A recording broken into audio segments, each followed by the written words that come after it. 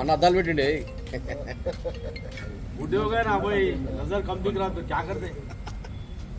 Congress party అధినేత్రి శ్రీమతి సోనియా గాంధీ గారి యొక్క జన్మదినం శుభ సందర్భంగా మేమందరం కూడా షాద్నా నియోజకవర్గం ముఖ్య నాయకులు కాంగ్రెస్ అభిమానులు సోనియా గాంధీ అభిమానులందరూ కూడా మరి యొక్క 78వ జన్మదినం జరుపుకోవడం జరిగింది.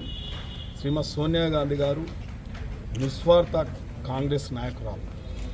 ఏనాడు కూడా పదవి ఆశించిన వ్యక్తి కాదు.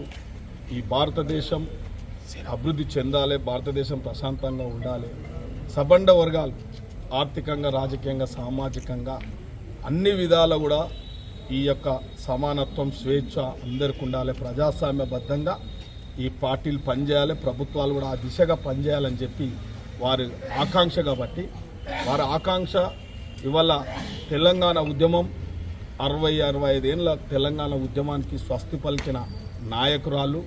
ఇవాళ స్వపక్షంలోనే మంత్రులు రాజీనామా చేసినా, ఎంపీలు రాజీనామాలు చేసినా, పార్లమెంటు తలుపులు మూయించి తెలంగాణ ఇచ్చిన గొప్ప నాయకురాలు. ఆమెనే తెలంగాణ తల్లి. కాబట్టి ఈరోజు ఈ సందర్భంగా డిసెంబర్ జన్మదినం పురస్కరించుకొని తెలంగాణ ఇవ్వడం జరిగింది. ఇవాళ తెలంగాణ రాష్ట్రం ఊపిరి పీల్చుకుంటా ఉంది. 10 సంవత్సరాలు ఇచ్చిన తెలంగాణను ఆగమాగం చేసిన ఒక కుటుంబ పాలన, నియంత పాలన, దుర్మార్గము, దౌర్జన్యము 10 ఏళ్ళు రాజ్యం ఏలింది. కాబట్టి ఆ రాజ్యానికి గడీల పాలనకు, కుటుంబ పాలనకు స్వస్తి పలికి ప్రజలు ఈ తెలంగాణ ఏదైతే ఆశించి తెచ్చుకున్న తెలంగాణ సఫలీకృతం కావాలి, ఆ లక్ష్యాన్ని చేరాలంటే కాంగ్రెస్ పార్టీ పరిపాలన కావాలి, ఈ రాష్ట్రంలో ఇందిరమ్మ రాజ్యం రావాలి, సోనియమ్మ ఆశించిన తెలంగాణను తేవాలి ఈ రాష్ట్రంలో అని చెప్పి ప్రజలు అండగా నిలబడి కాంగ్రెస్ పార్టీని అధికారం తెస్తే ఈరోజు ప్రజాపాలన కొనసాగుతూ ఉంది, ప్రజాస్వామ్యబద్ధంగా కొనసాగుతూ ఉంది.